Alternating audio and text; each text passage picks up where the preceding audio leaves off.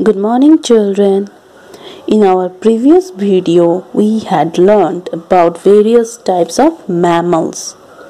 Today, we will learn about birds.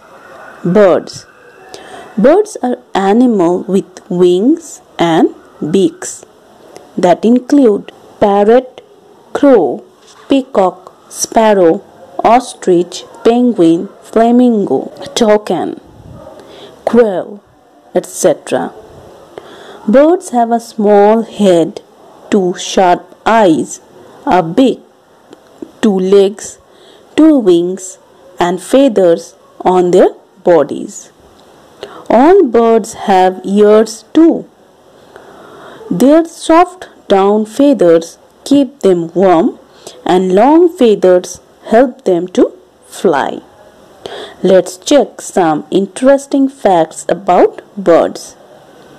Penguin can't fly because of their short legs and stocky build. Ostrich is the largest living bird. Their eggs are also largest.